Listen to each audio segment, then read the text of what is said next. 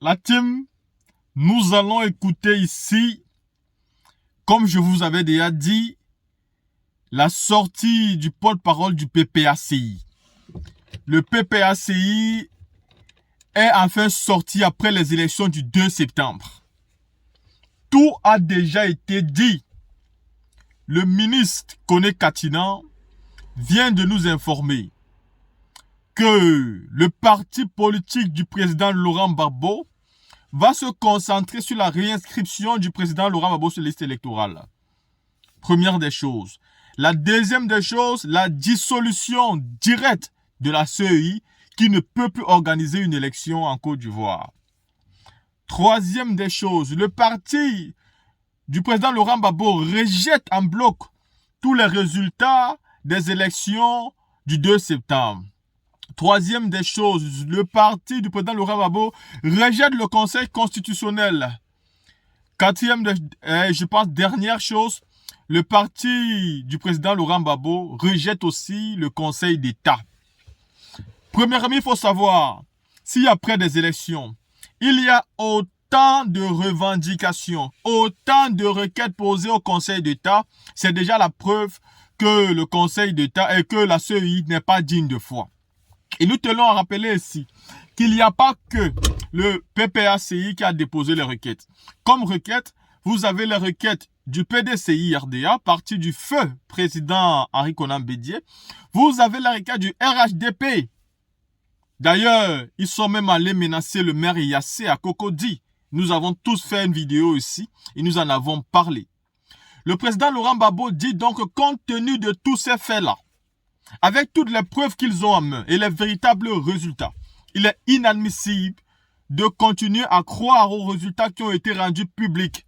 Les scores qu'on a décidé de donner à qui on voulait et croire que tout le monde devait se plier à ça.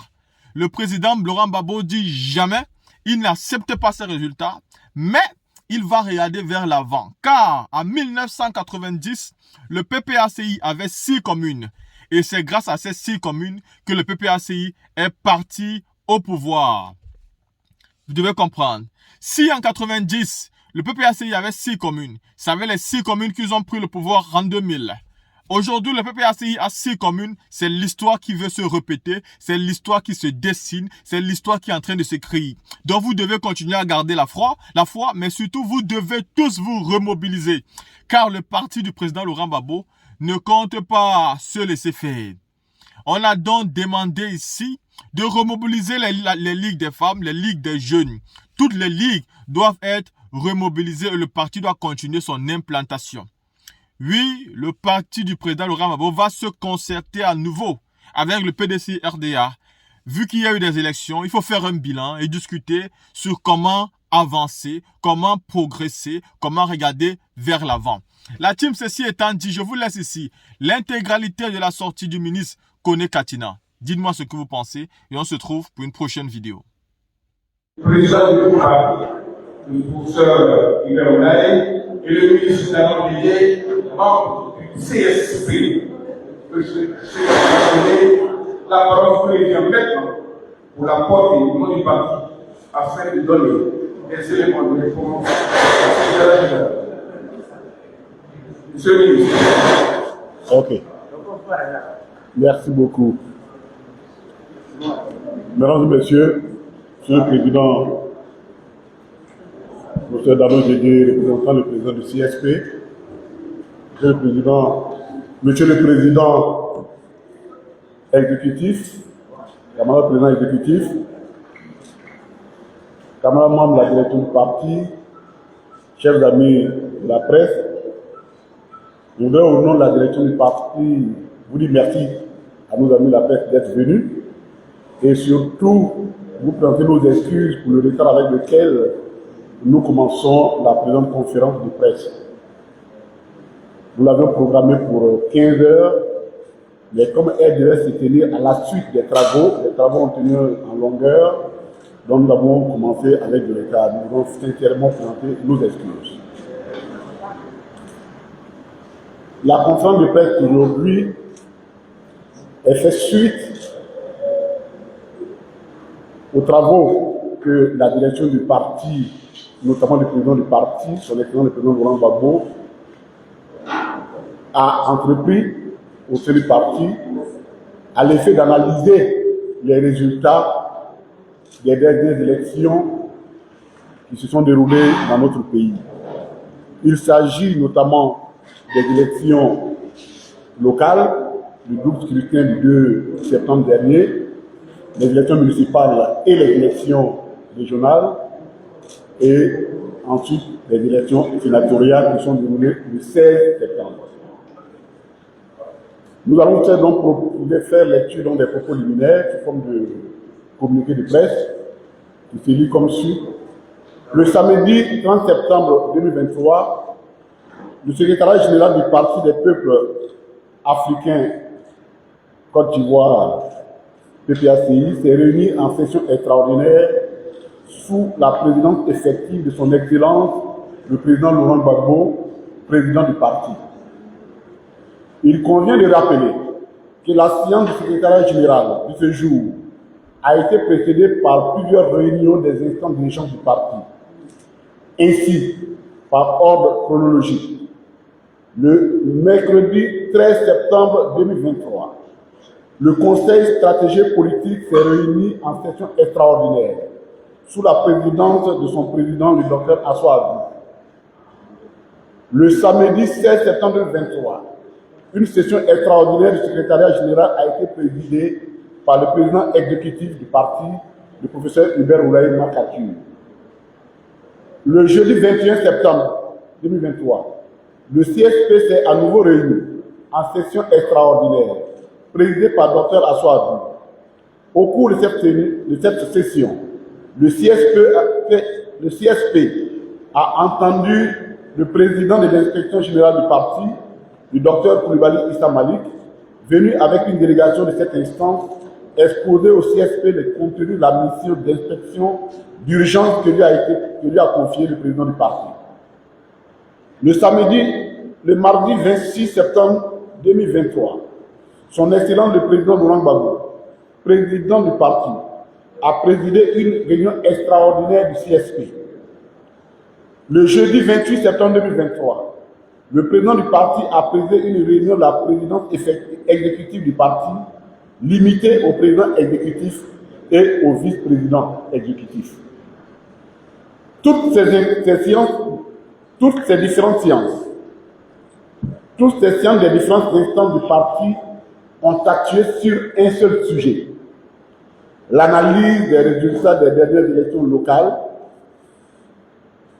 tenues le 2 septembre 2023, ainsi que les élections sénatoriales tenues le 16 septembre 2023, qui se sont soldées par des résultats largement en dessous à la fois des attentes de nos compatriotes en général et de nos militants en particulier, et des capacités objectives de notre parti. À la suite des différentes séances qui me suis rappelées, le PPACI a dégagé les causes de la mauvaise performance à ces élections et en a tiré toutes les leçons afin de se projeter dans le futur. Ainsi, le PPACI a identifié plusieurs causes liées essentiellement à l'organisation et à la sincérité des scrutins qui les suis rappelés. Premier point relevé, la faillite de la CEI. Les doutes maintes fois exprimés par l'opposition ivoirienne en général et le PPACI en particulier sur l'inaptitude de la CEI à organiser les élections justes et transparentes se sont avérés manifestement au cours des dernières élections. Le parti flagrant de ses membres, les membres de la commission, à divers niveaux, a été visible et manifeste.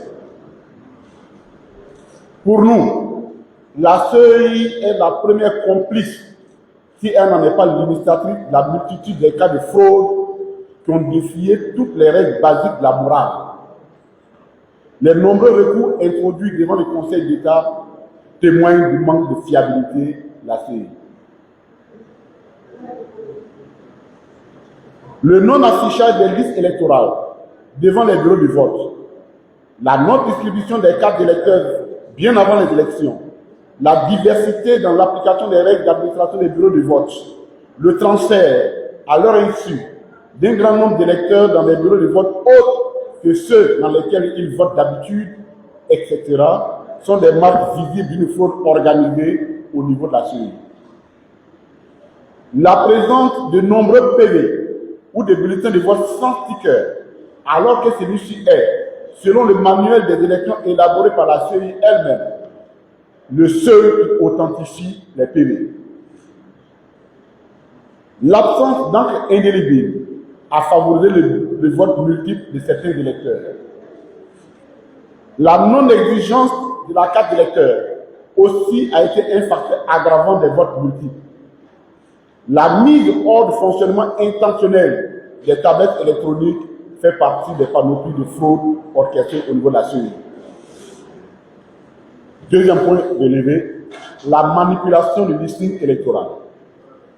Pendant la période du contentieux électoral, le PPACI, à travers son organe de lutte contre la fraude, CEF, a mis en exergue les nombreuses irrégularités qui figurent sur la liste électorale. Les cas les plus flagrants sont, entre autres, la présence de nombreuses personnes décédées sur la liste électorale, la présence également de personnes à la filiation incomplète ou totalement inexistante, ou encore visiblement fausse. Autant d'anomalies qui sont les entorses aux dispositions du code électoral, notamment son article 7. Au total, ce sont au moins 4 millions de personnes qui n'en remplissent pas les conditions qui sont pourtant présentes sur la liste électorale. Malgré la pertinence de la requête de rectification de ces anomalies formulée par le PPACI, la CEI, contre tout bon sens, à maintenir les 10 anomalies dans le listing électoral.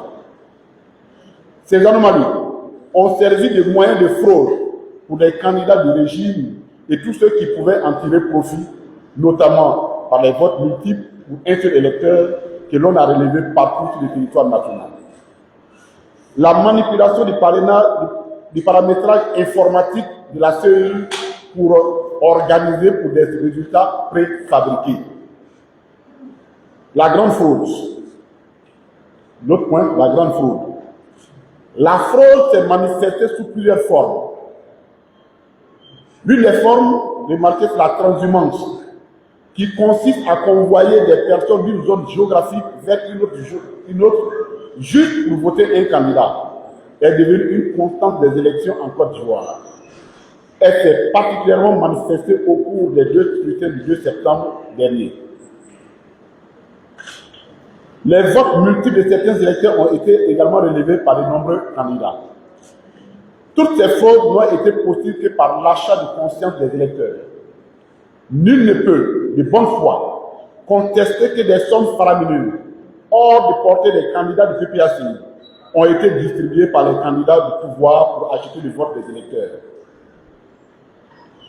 Cette pratique, à elle seule, constitue la preuve que la corruption dans la gestion des affaires publiques sous le RHDP est la chose la mieux partagée, au point où elle ne dérange plus la conscience nationale. Autre point, le parti pris de l'administration territoriale. Dans plusieurs localités, l'administration, notamment territoriale, s'est montrée partisane au profit des candidats du RHDP. Elle a ouvertement œuvré à empêcher toutes les initiatives prises par l'opposition pour combattre la fraude. Elle s'est également manifestée par la délivrance de faux récépissés d'identité à des électeurs indus. Autre point, la partialité des forces de l'ordre. Les forces de l'ordre ont, dans divers endroits, assisté passivement à la destruction du matériel électoral.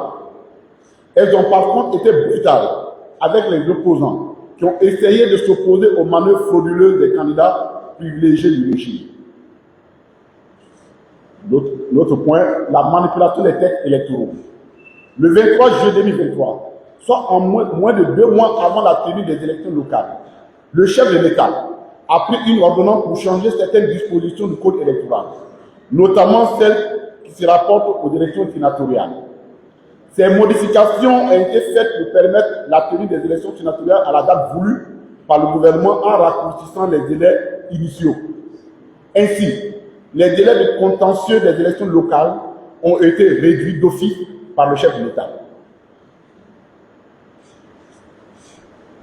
C'est d'ailleurs la deuxième fois que le chef de l'État procède aux modifications du code électoral par voie d'ordonnance, après celle du 8 avril 2020. Cette approche unilatérale du chef de l'État de réviser le code électoral dans les conditions qui ne se justifient pas constitue une entorse à la démocratie. Notre collaboration avec le PDC et RDA. Nos compatriotes portent beaucoup d'intérêt à une alliance électorale entre le PDCI, le PPACI et le PDC et RDA. Les dernières élections ont été un test grandeur nature de cette alliance. Les deux partis se rencontreront pour évaluer leur collaboration pendant ces élections et envisager le futur. Au total, le PPACI se construit le RHDP s'est construit une légitimité institutionnelle et censitaire qui est contraire aux valeurs démocratiques. Je voudrais vraiment expliquer pour que vous compreniez pourquoi nous parlons ici. Tout a été mis, toutes les administrations, toutes les institutions de l'État de Côte d'Ivoire ont été organisées et mobilisées pour que le RHDP arrive au résultat qu'il a dit. Je veux dire, toutes les institutions, y compris les deniers publics de l'État, ont été utilisés par les candidats du RHDP pour arriver à ces résultats.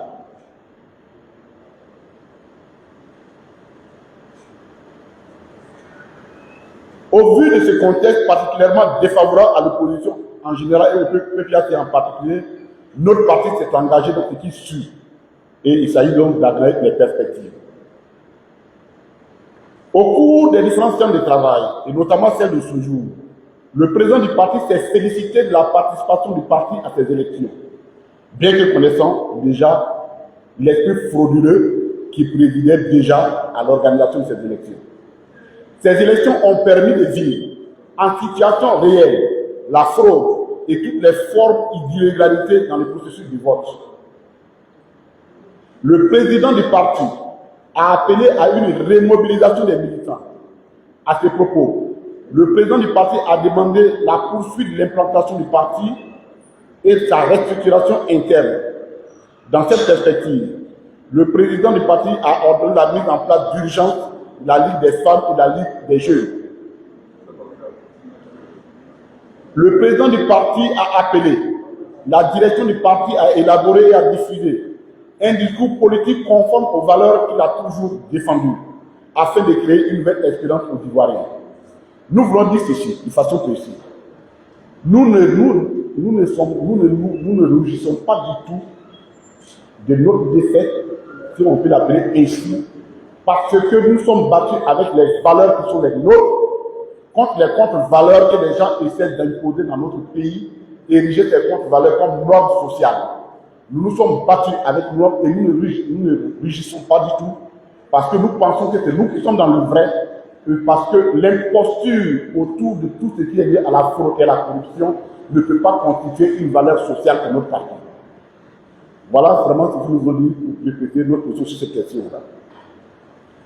C'est pourquoi le président a demandé que nous devons construire un discours nouveau, une nouvelle espérance avec nos valeurs pour contrebalancer des contre-valeurs qui sont en train d'être implémentées en Côte d'Ivoire.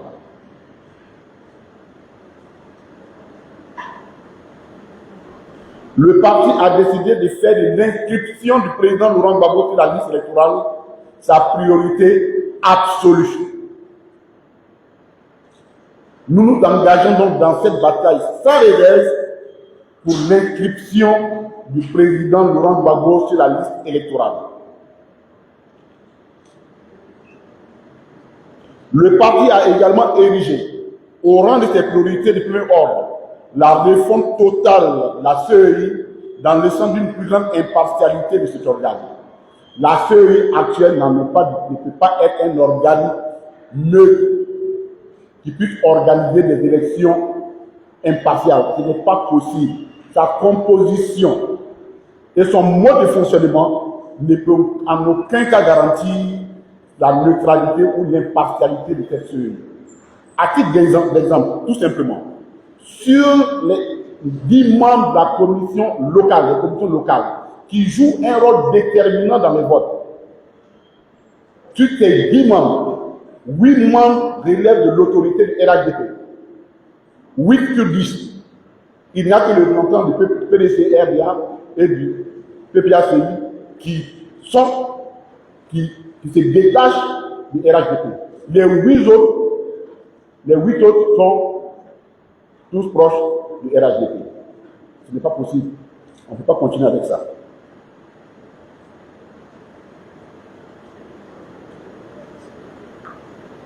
La réforme totale de la liste électorale, on dit bien la réforme totale de la liste électorale, afin d'en expurger toutes les anomalies qui favorisent la fraude et de toutes les autres formes de manipulation. Jusque-là, avant d'aller aux élections, nous parlions d'audit. Mais ce que nous avons vu là, nous nous rendons compte que l'audit ne peut même pas régler le problème.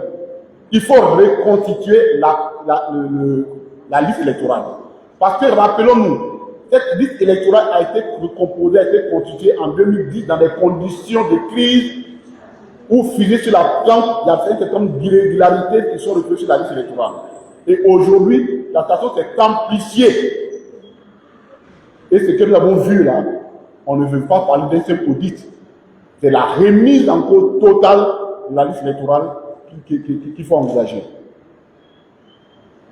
Le découpage électoral ne peut rester dans son état actuel. Le PPAC entend se battre pour corriger les déséquilibres de ce découpage qui accorde un avantage certain au RHDP. Il suffit de regarder ce découpage. On en a parlé suffisamment. Vous trouvez des points en Côte d'Ivoire avec 25 000 habitants qui ne sont pas communes, et vous en trouverez ailleurs avec 3 000 qui sont des communes. Nous avons regardé le suffrage, le plus petit suffrage exprimé pour élire un maire, c'est 400 votants. C'est même mon chef de village, on ne peut pas le dire comme ça. Avec 400 votants. Donc il est maire avec 400 votants. Pendant ce temps, il y a 25 000 ou 30 000 âmes qui tournent quelque part. On leur refuse le droit d'appartenir à une commune.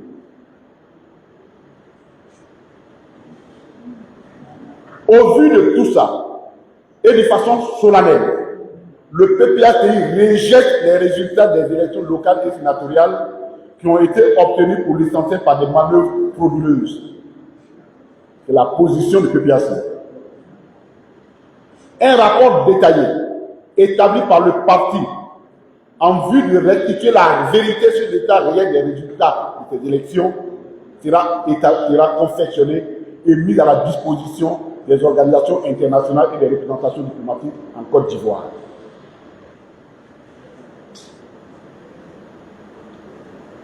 Enfin, au vu de ces résultats, et connaissant maintenant l'état d'esprit de ceux qui gouvernent, fondamentalement tournés vers la fraude, la manipulation des esprits, ainsi de suite, le parti a décidé de se réorganiser en tenant compte de cette donne pour préparer déjà, dès maintenant, les élections 2025. Fait à Abidjan, le 30 septembre 2023, pour le PPACI, le porte-parole du parti. Je vous remercie. Ah oui, donc, oui, il y a des questions. Oui, questions. Bien évidemment.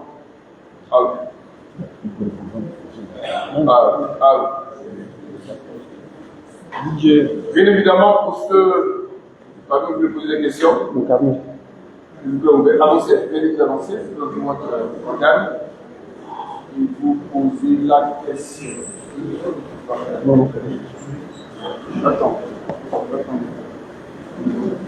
Le micro ici. Oui, c'est fini. Tiens, comment?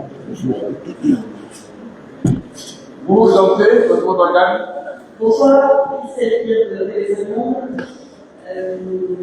Comment est-ce que vous nous expliquez que l'autre parti d'opposition, le PDCI, a mieux résisté dans les gens que le PDCI? Et deuxième question, pardon, est-ce que vous ne regrettez pas de ne pas avoir fait alliance avec le PDCI dans toutes les communes et toutes les régions pour avoir de meilleurs résultats pour ce République. Merci. Pourquoi le PDCI s'est trouvé mieux résister.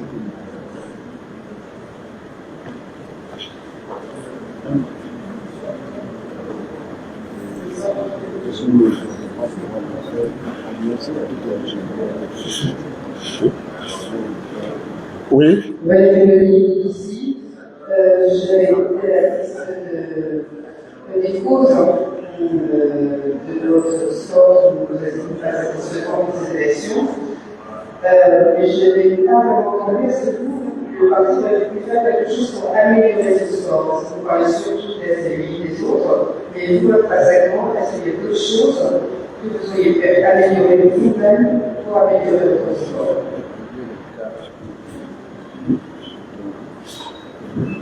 Je vais aller poser des questions. Voilà.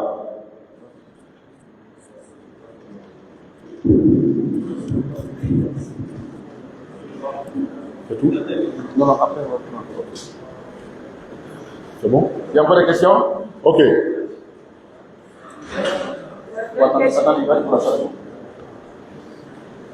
Alors, pourquoi le PDC a mieux résisté que nous, a pu réussir mieux que nous?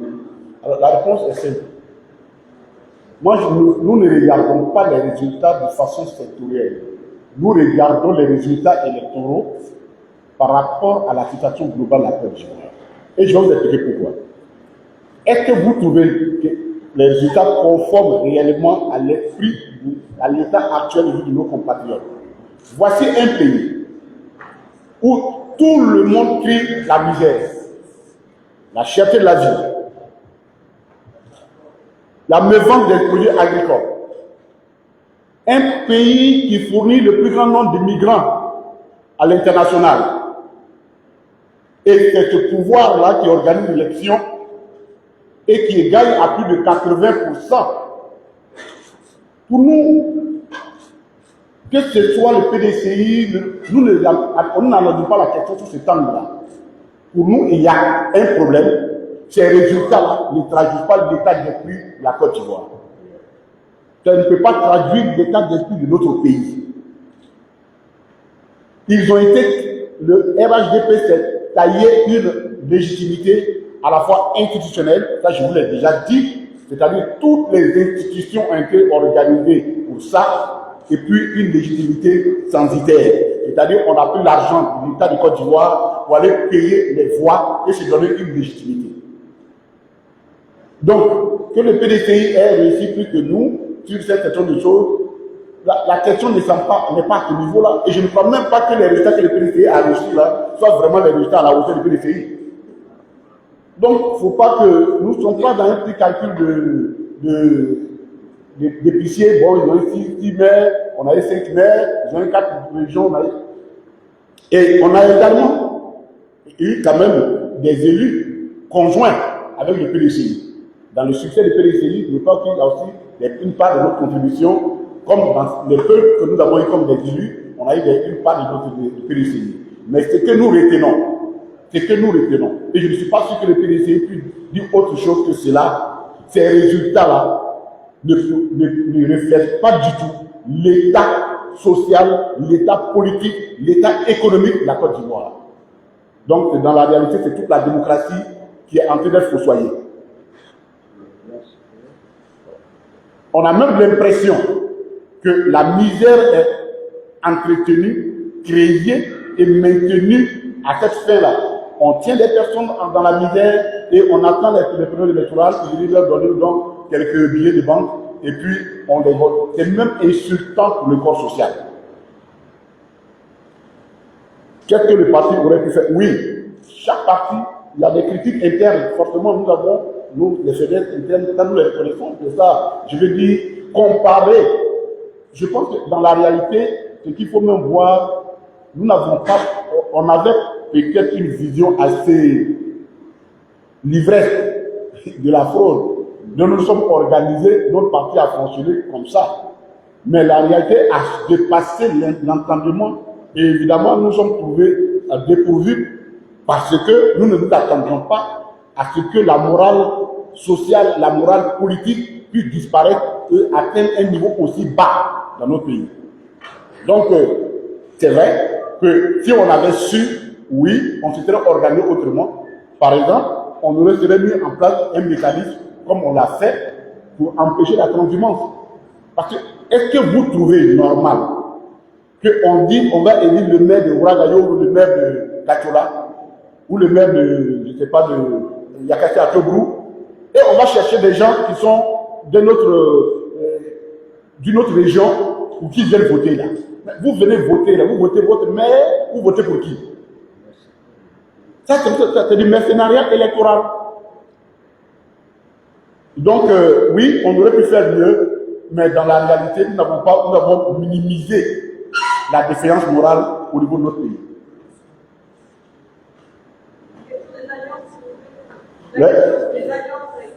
Ah oui, pour nous avons déjà dit, nous avons essayé une alliance entre deux partis majeurs, ce n'est pas une des choses évidentes. Ce n'est pas facile, nous avons essayé, et je pense que comme nous avons dit dans le communiqué final, nous allons, les deux partis vont se retrouver, faire regarder aujourd'hui, faire évaluer cette alliance et tirer toutes les leçons liées à ça pour le futur. Aujourd'hui, plus que jamais, je pense que nos deux partis savent que individuellement pris devant ce que nous voyons là, dans ce pays-là, avec l'état d'esprit, ce que nous voyons dans ce pays, individuellement pris, nous condamnons nos populations de façon certaine. Donc, on est obligé de revoir notre mécanisme d'alliance et nous allons évaluer ce qui a été déjà fait et voir comment nous allons améliorer. Mais donc, nous permettez quand même que l'alliance a permis qu'on ait quand même une région et on connaît quand même quelques communes.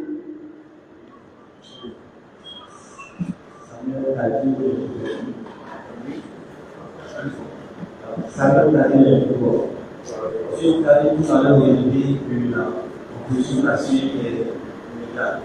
Vous avez élevé que la proposition nationale est légale. Voilà, donc vous avez dit tout à l'heure que cela ne peut pas constituer. La question est de savoir si on peut déjà dossier d'autres recommandations. Alors, ok. Vous avez tout à l'heure aussi souligné qu'il y aura une rencontre avec le PDC. Une quoi? Une rencontre avec le PDC. Oui. Est-ce qu'on peut avoir une vie là-dedans? Une autre question? Une autre question? C'est bon? Pas de question? Allez, allez-vous.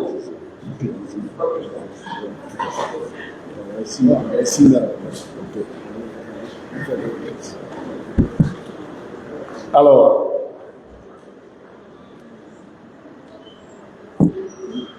mais c'est-à-dire, mon ami l'infodrome, le problème est tellement sérieux qu'on ne va pas se limiter à des réformer, retirer notre représentant. Ça ne règle pas le problème. On dit qu'il faut refondre et dissoudre et refondre totalement la CEI. Comment nous allons y arriver? Ça, nous allons travailler. Là, nous avons... L'objectif, c'est ça. Maintenant, les mécanismes que nous allons mettre en place pour y arriver, pour faire que nous puissions les garder et que nous puissions travailler à ça en interne. Mais retirer aujourd'hui notre représentant, ça n'y a aucun problème. Ça n'y a pas de problème. La question fondamentale, c'est que la CEI, elle ne peut pas continuer. Et on ne peut pas continuer de faire confiance à cette CEI-là. Ce n'est pas possible. Et c'est pour nous, le petit crédit qui restait encore, elle a totalement perdu ce crédit. Date de la rencontre des PUDC RDA, ça, les états-majors des partis vont réfléchir à la question. C'est un petit détail pour nous. Quand ce sera sûr, quand on aura fixé la date, vous serez informés de toute façon. Donc ça, c'est pas du tout un problème particulier pour nous. Ok. Question? C'est fini. Ok. Bon, je voudrais vous dire ceci. Au nom du parti, et à l'emploi, à votre emploi, à l'endroit des Ivoiriens et de nos militants et sympathisants. L'histoire, parfois, se répète. L'histoire a l'habitude de se répéter. Nous avons 6 communes. Je rappelle qu'en 1990, on a eu 6 communes. Ça ne nous a pas empêché d'arriver au pouvoir en 2000. Je pense que c'est des éléments qu'il faut connaître. Donc, nous n'avons pas du tout à baisser les bras ou alors à rougir ou à nous montrer défaitifs parce qu'il y a eu une machination qui a été organisée pour qu'on en arrive à ces résultats-là. Au contraire, les défis que nous venons de citer, notamment l'inscription du président Laurent Gbagbo sur la liste électorale, doit être aujourd'hui la source de motivation première de notre militantisme.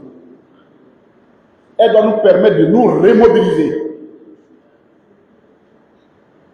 C'est fini. Cette mascarade électorale, elle est finie. Projetons-nous dans le futur. Et le futur commence par la bataille immédiate que nous devons engager pour les défis que nous avons relevés, qui sont l'inscription du président Laurent Gbagbo sur la liste électorale, la réforme totale de la CEI, la reconstitution de la liste électorale, la reprise du découpage électoral, et même la correction de certaines institutions qui participent du processus électoral, comme le Conseil constitutionnel, et le Conseil d'État. Donc pour nous, ce sont ces éléments qui doivent motiver notre mobilisation. Les élections, nous le répétons, ces résultats de ces élections ne reflètent pas la conscience de nos compatriotes. Sauf à montrer que nous sommes devenus nous-mêmes majors et que la souffrance est devenue la source de notre inspiration. Mais on ne peut pas faire souffrir un pays, un peuple de cette façon-là. À peine, et voyez-vous, à peine quand ils viennent, on finit les élections, les mesures antisociales qu'ils avaient retenues, elles ont commencé à poser. On ne parle pas de sac de riz, on parle de lui, et ce n'est pas fini. Parce que les engagements qu'ils ont pris dans le cadre des accords qu'ils ont signés avec tous les éléments du FMI, leur imposent un certain nombre de mesures antisociales. Le rôle de notre parti, c'est d'être à côté et du côté de ceux qui sont pauvres et qui souffrent. Nous allons être de leur côté, nous allons nous mobiliser pour combattre ces mesures antisociales et nous mobiliser pour tous les défis que nous avons relevés. C'est le rôle premier de notre parti. Nous sommes un parti de la population, un parti de gauche. Il faut que nous revenons sur ces valeurs-là. Et je pense que le gouvernement là va nous donner beaucoup d'occasions de nous mobiliser autour de ces valeurs-là. Je voudrais vous dire merci. Merci beaucoup. Et puis, à très bientôt. Merci. Merci avec la presse.